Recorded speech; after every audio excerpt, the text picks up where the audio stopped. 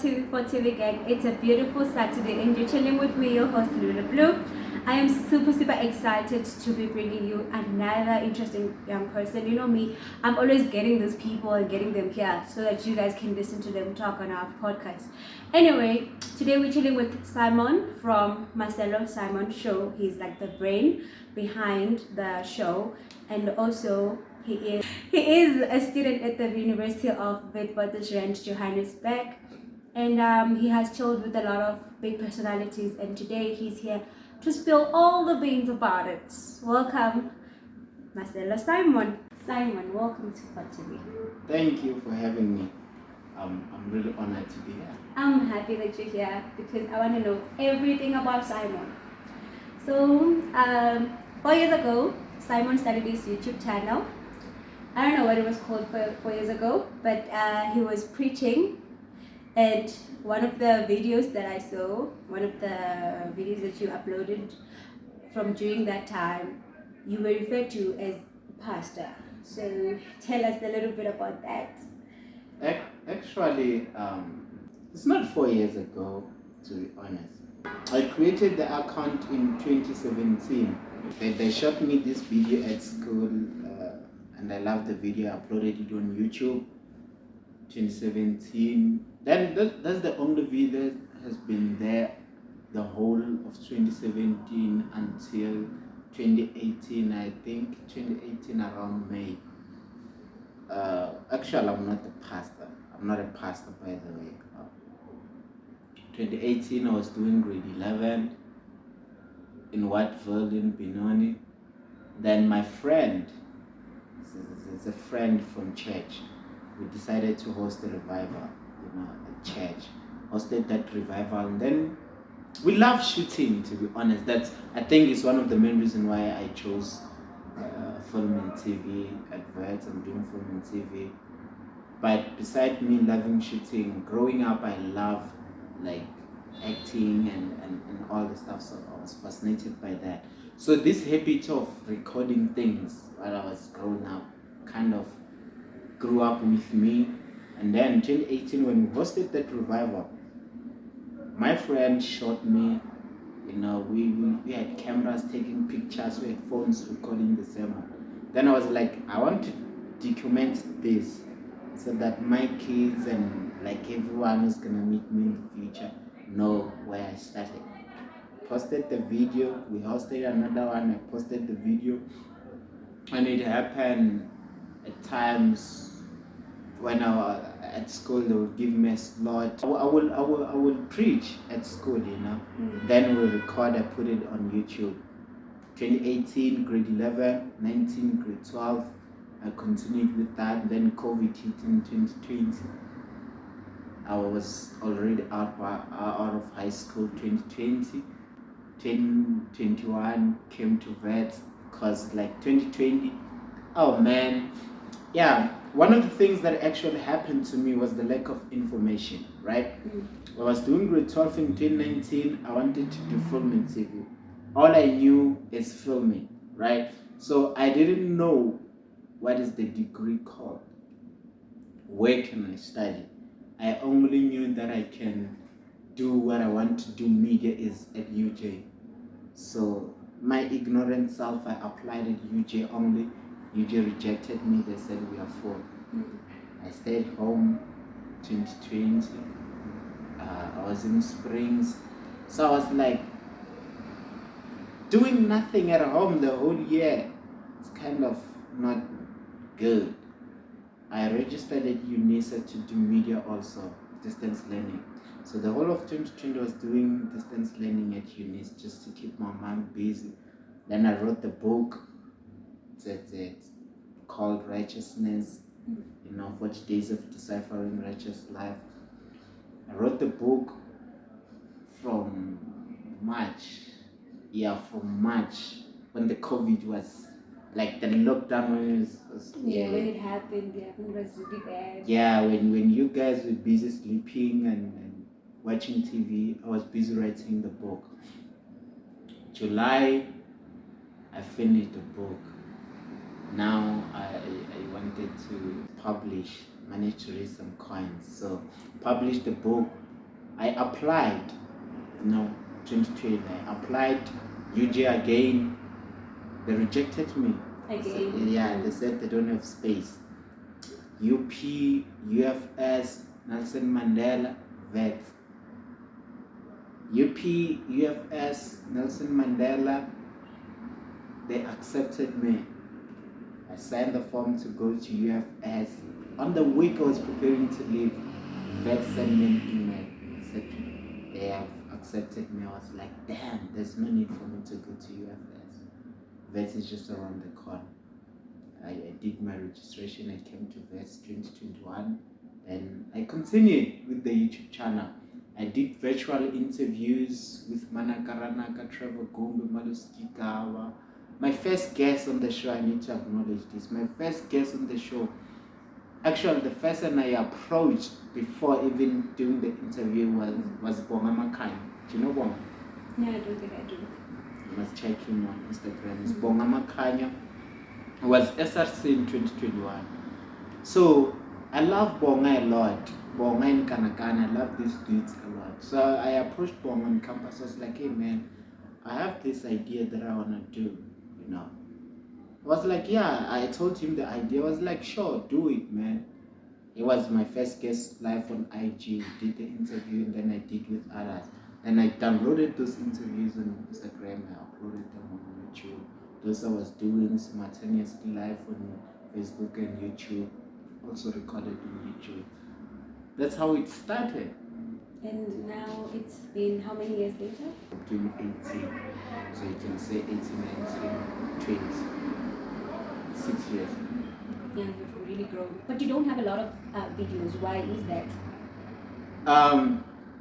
Before 2021, the videos that I was uploading actually was me doing the motivation of the preaching. So, as I told you, it's not like I'm a pastor who preach every Sunday church. So it's just that one Sunday when they give me an opportunity to speak, yeah. And I record and put it there. Like it's not each and every Sunday that you would preach. You would wait upon you given until you're given an opportunity to actually like preach that one time. So it's a misconception that you are the pastor. I'm thinking for a better term, not actually a misconception. I don't know like which video you watched, but the two interviews now that you're talking about, hey man, it has been a long journey. So it's hard for me to keep track without seeing which one. There's an interview I did with FM back at home, the community radio station. First time being on the radio station was that radio station. There's a guy, I must give him his props, Lou Mashian. The guy I reached out to, he's like, hey man, I wish I can join you on one of your Sunday interviews. So I was like, yeah, sure, pull up. I went there, was Lou Mashian, Martin, and all these people are pastors. It's Apostle Lou Mashian, Apostle Martin, I forgot his name, and Pastor Matabat.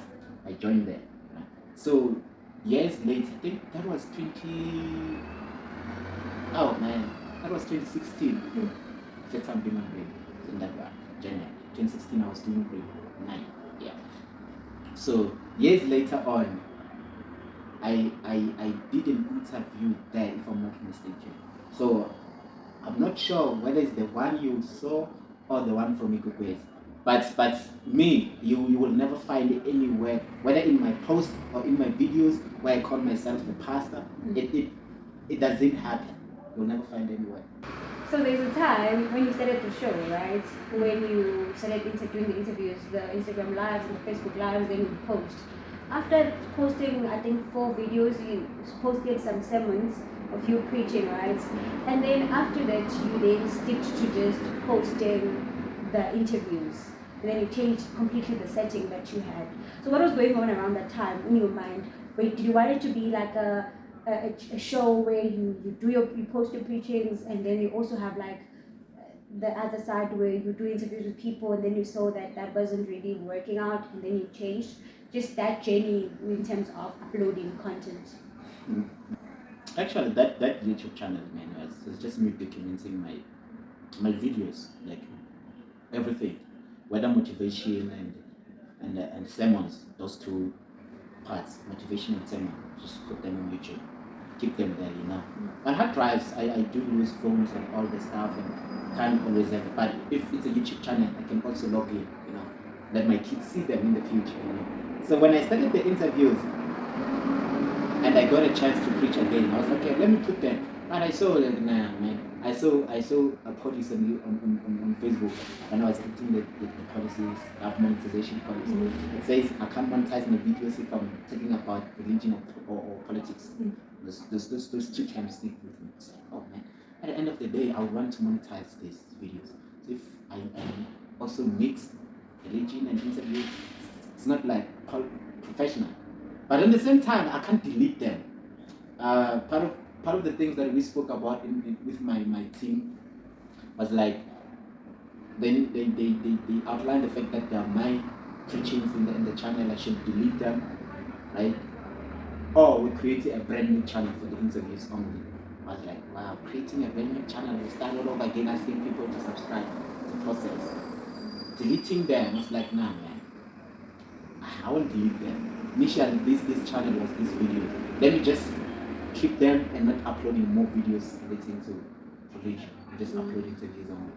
So yeah, from now on, like if you can check the last 10 videos or 15, I don't know how many they are, it's just the interviews only. It's actually since the past 11 months, because I think the first video that she posted was 11 months ago when you were interviewing someone, after you had posted a sermon before that interview. Yeah. Now that sermon I uploaded, I loved what I was talking about, so I couldn't afford not to document that sermon. I was like, let me put it. But from now on, no sermons, just interviews. No, from that period until now, no sermons, just interviews only. Oh, okay. So now, can you speak about your relationship with DJ School? And I also want to say the Marcel show, right? Marcel show. Thank you guys as well for the great content. I watch your podcast. That is also dope. Nah, man. Whoa, you get me into trouble. I don't have any relationship with DJ School. I've never met DJ School in my whole life. He was talking about you though. He wasn't talking about me. He was talking about the show. Okay, indirectly that's you still. No, two different things. There's the show which is Marcelo Simon show, and there is Marcelo Simon which is me. You see. So he was talking about Marcelo Simon show. So what made him talk about Marcelo Simon show? It was if you didn't just see the clip where it was just only that part where it was just talking about the show. If you watch the whole clip on his DJ School live on Instagram. No, on YouTube. Oh, okay. That's where the initial video is. He was giving shout out to the podcast that he watched and shout out to the podcast that he think they have the content.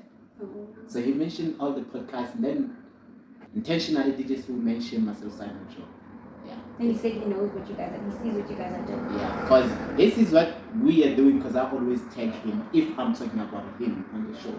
Or if one of those short clips I'm doing the Mofaya shout out thing. I tag him and he always view them and he always comment.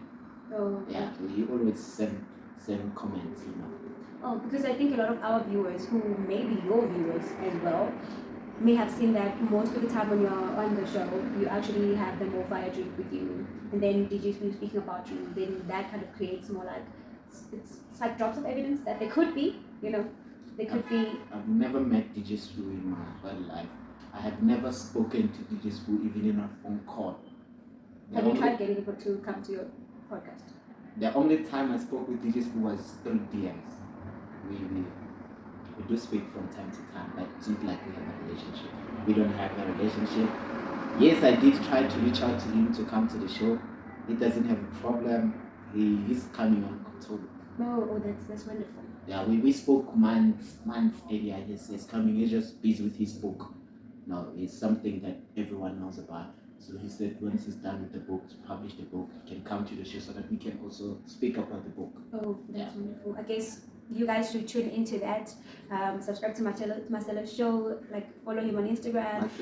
Marcelo Simon show. And subscribe to his Instagram so that you guys are updated on what's upcoming from his side of things. So, Rebellious, your relationship with Godfrey. We once had Godfrey on the channel and he couldn't stop talking about you because you guys also filmed together. Nah, Rebellious, that's my brother. That's my brother. You know? That's my brother. It's family, Rebellious. It's family. I appreciate him a lot. He's my business partner when it comes to Marcelo Simon. On the Rebellious side, I'm not his partner. He's 100% owner of Rebellious. I just wear Rebellious because I'm his partner on the Simon show, and he's family to me. Not with blood, but I regard him as a family.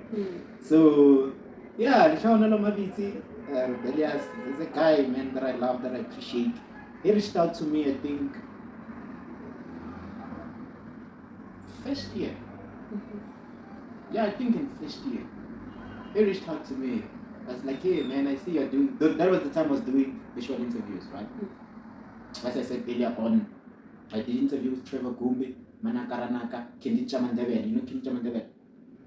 Okay, let me. Growing up, I don't know, you grew up in KZN, right? Grew up in Limpopo. Growing up, there was a song in 2011, 12, like that. This song was an anthem. The lyrics of the song, I'm not a singer, right? I'm just saying the lyrics. It says, Oh, I know that song. I know.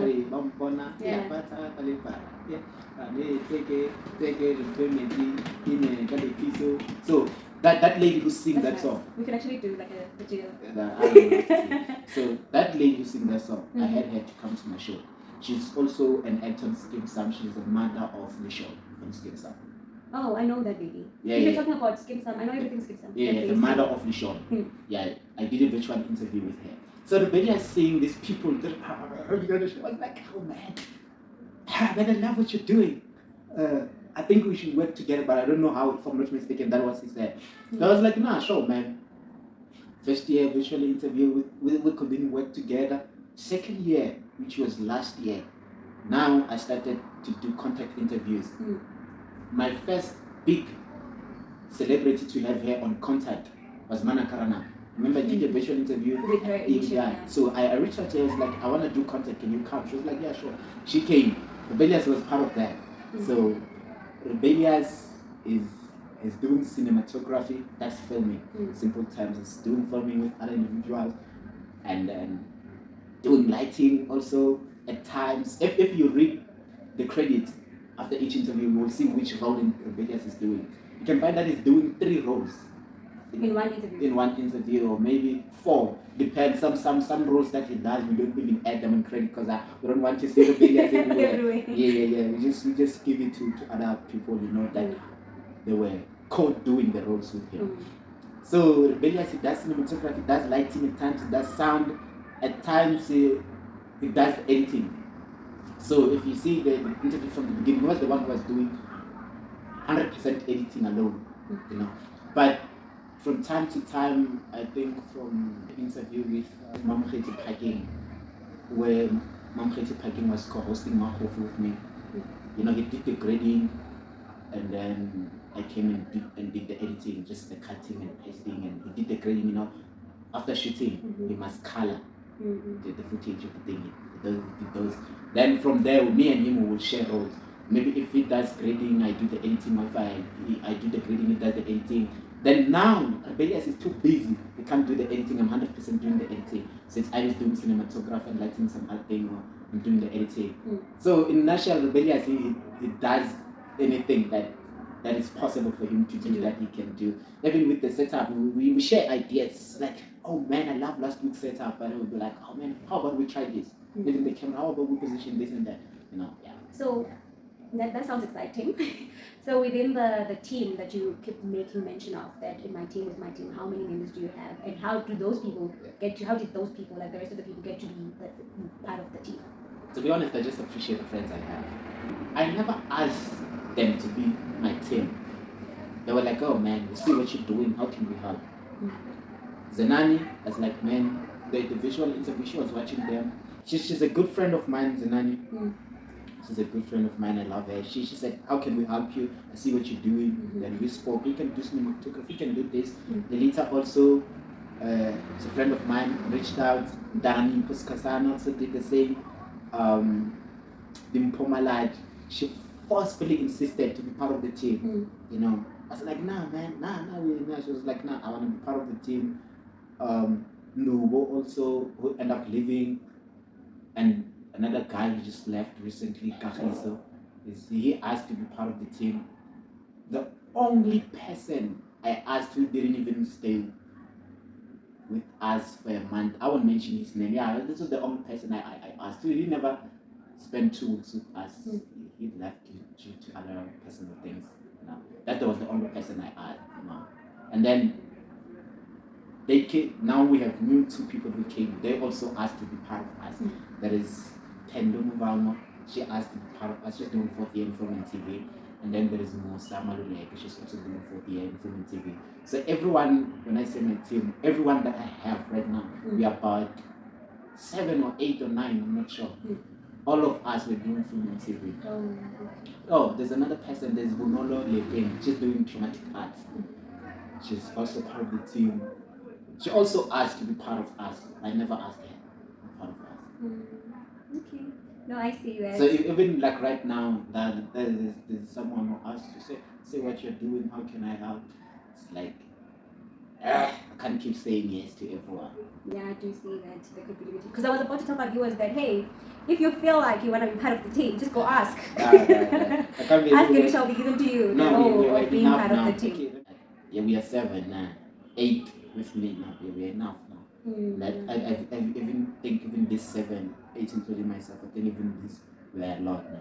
Cause like, yeah, man.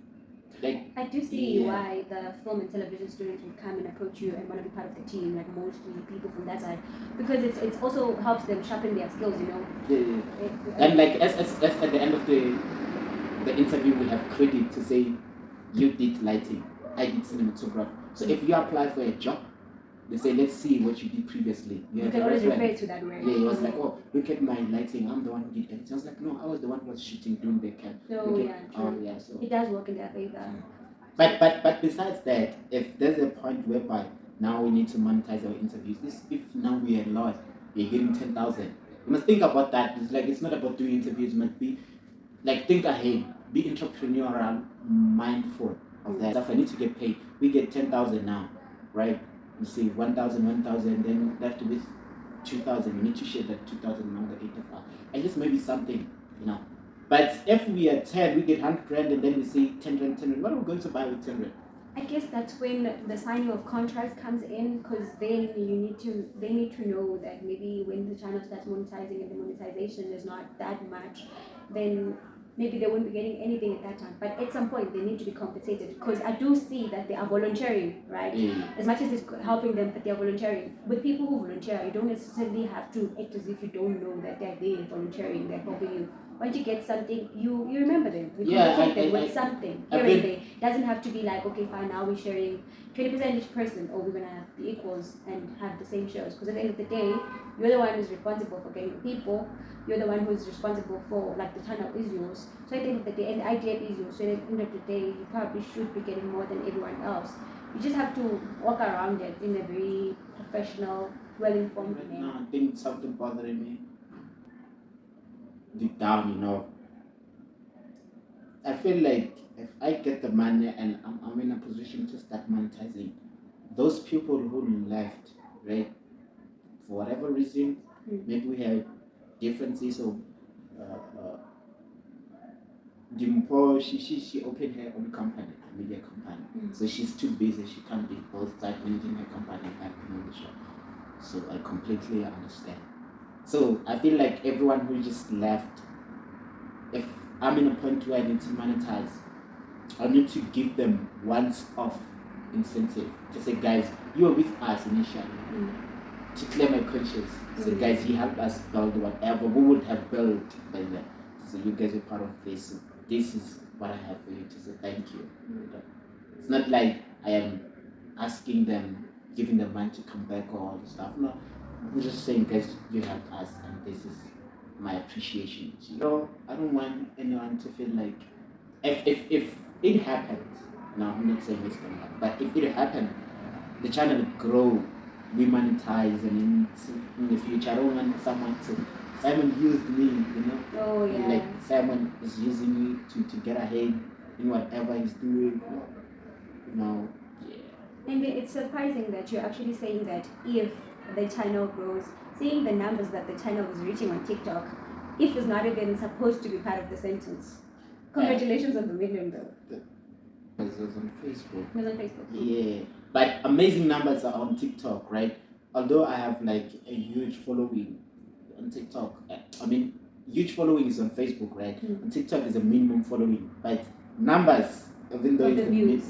on TikTok, but the million view, I hit that on Facebook. I was surprised. It surprised me.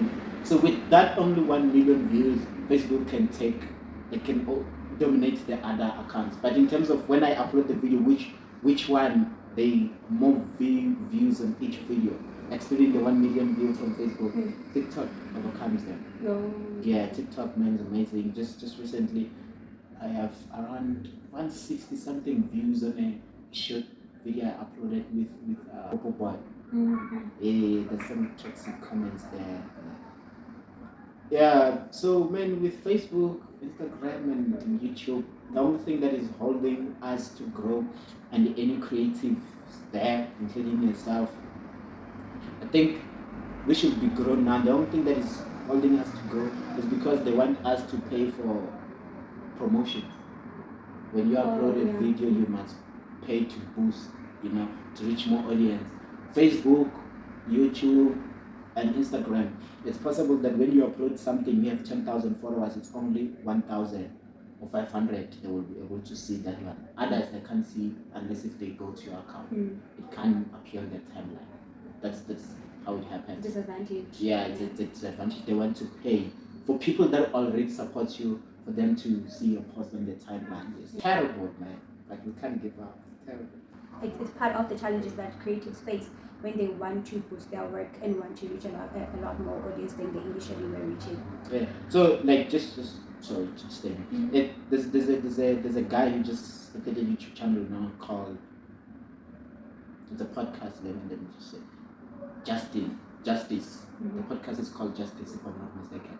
It's Justin Chavalala. He's the son of Simpiwe Chavalala. Right. Right now he's last time I checked, he was on 4,000. I think now he's maybe around 6,000 or 7,000 subscribers. He just started 4 months or 6 months ago.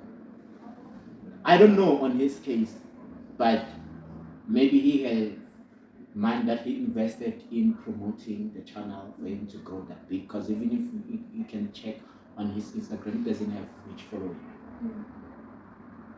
The Penwell show started now. Found Marcelo Simon show, to put it that way. But look at the numbers that the Penwell show has, about 200k subscribers, 200,000 subscribers on the Penwell show. They started after we started. They started like now.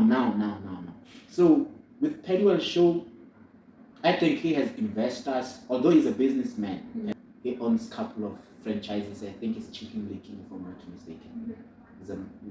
He has his own mind. So maybe he has investors, or he took his own money from his pocket to buy the equipment, to pay for promotions, whatever, for him to grow that big. So if you are just relying on going to individual, hey guys, can you subscribe? Posting that small minute video, hey guys, can you subscribe to our YouTube channel? Oh man, it's gonna take hey man, yeah. Yeah, just that. No matter how dope content you are, marketing is very important. So with us, although we know how to market, we don't have the money to pay for promotion. And I wish you can invest. Okay, so there's a call for investors. So a friend of mine recently told me that if you want to make money, or as an entrepreneur, if you want to be an entrepreneur, you have to have 3 things. So I think I kind of forgot the 3rd thing, but then it's quite interesting how you can actually be an entrepreneur and make money without even having the idea or the equipment. All you need, if you have money, it's either you have the idea, then you go look for investors, or you have the money to invest in another person's idea, or you have the skills to make the whole thing work. So Simon here is talking to you guys, calling out for help in a way. He's telling you guys that I have the idea and I just need the money. So if you're an investor, you might want to. There's a guy who reached out to me last year. He had 500 subscribers on his YouTube. For me to have a relationship, post my videos and all this stuff and blah blah blah blah. It didn't happen. you ask yourself why. There's a lot going on behind the scene. There's a guy also who reached out. He had these crazy ideas. It's like, man, I see what you're doing, but how about you do this and this? Man, that's not me. I think some of the content, it has to go with personality. If it doesn't resonate with my personality, I don't see myself. Why should I fake and deceive people to do that kind of thing, or maybe to feed them with that kind of content? It's not in my personality. I do what I love, what makes me feel me. What, you know, one thing with my interviews, man, after shooting an episode and base editing, I feel great. Like, I feel great, I feel fulfilled. So if you come and you want us to talk about something that I can't resonate with, excuse my French, but I'm not just because you have money to give it to me. I won't let you to divert what I'm doing, you know. Go to whatever. There's a show called The Diary of CEO. Do you know that one? No. Check it out. I honestly feel like I don't know most of the things that you know. It's almost like we're living in different worlds. No, like I feel like I feel like to be a great orator, you must listen to great orator. To be a great writer, you must read what great writers have written. Right? But what's great is sometimes subjective. Like you said, something might not resonate with your Resonate personality, with with the values and stuff. So what you might refer to as great might not necessarily be great in my eyes. Yeah, but Possible. podcasting and all this, I think you should like check how everyone else is doing. No, their I do know the podcast. I'm just saying the names of the people that you were talking about, like the person that you said you interviewed first. Oh, And then, but I do know Manaka. yeah, no. This one, it's fine. I understand it with celebrities, but Diary of CEO is a podcast channel, man. I love the Diary of CEO and how they do things there. But there's a part where like he does the healthy stuff and all the stuff, kind of promote healthy life, you know, eating healthy, all the stuff. You know, I love like listening to that, learning from that. You know, but it can't be me doing that. Okay. I love Drink Champs. Drink Champs, they call champs. You know, the word champs means, you know, gentlemen. You know, they call gentlemen, and even other times you find them calling women. They call them people who are in entertainment industry, actors and actresses and musicians. They call them to sit with them and have a chat with them. They talk with them about their careers and they feed them alcohol. That's why it's called Drink Champs. I love kids. Like, I love kids. But one thing I want, I don't wish to have a kid while I'm broke. Things happen. If it happens, it happens. But I don't want that. No. I don't want my kids to go through what I went through. I want to take my kids to crash with my own car, man. Take them to primary my own car. I want to have my firstborn when I can afford the life that I grew up wishing to have one day, you know. Having a place to stay, you know, being able to pay the bills, not only being able to pay the bills, but being able to have saved enough. I've realized raising kids, man, it costs. Kids can just get sick anytime, so must be financially ready of that. Anything can happen. Kids. So yeah, man, I love kids. I love the idea of family, man. I'm a big fan of the idea of family. The idea of love. I love love. I'm a fan of love. So yeah. That's a good thing. That sounds very poetic in a sense. That I want them to have something that is different from what I had. You know. Yeah. I think you guys have had enough. I'm not saying I've had enough. I would want to see more of Marcelo Simon and hear more about Marcelo Simon show. Maybe hear more about his book. I haven't read it, so I didn't even know he has a book. So I'm gonna get one myself and read it, and then after a few pages, I'm gonna have him back to answer some questions regarding that. So thank you so much for coming and joining us today. It was wonderful sitting here with you, learning so much about your journey. Mfundis. You'll get sued by that. People will sue you. Well, it takes a lot for someone to be a pastor, to put in that note. So now I'm not. But am I Christian? A very strong one. I know a lot about God. I know a lot about religion. I know a lot about religion behind the scene, things that happens that you have never heard of, that people are manipulating you. I know the deep secrets of Christianity and some other religious things. So that doesn't necessarily make me a pastor. Yeah, I do get that. Okay, guys, so go on the other side and subscribe, like, comment, and share Marcelo Simon Show from Marcelo. Like Marcelo Simon's content from Marcelo Simon Show, and then come back on this side and continue watching for TV. Thank you. Bye. No, just you can't. Thank you for having me. Thank you so much for this. I feel honored to be in your show, and I wish you all the best. Thank you. Wish you all the best. I don't do interviews. Last time I did an interview was with Joy. She's a journalist, first journalist. She's a friend. I did interview with her. And I told her I'm doing interview with you because I'm considering your family. Other than that, I have cancelled to do interviews with national radio stations, right? National, like SABC radio. I also, when they reach out for me, I recommend someone else to do. I don't do interviews. And when you reached out, I was like, I understand what you're doing. So my only way to appreciate what you're doing and kind of contribute in you growing, in you have, in this journey of you being a podcast, it's just me availing myself. So it's like, I know how hard it is, to get people to come to your show. So anytime you want me to be in your show, don't be scared how big, maybe if we grow, just, you have my number, text me. I wish you all the best, man.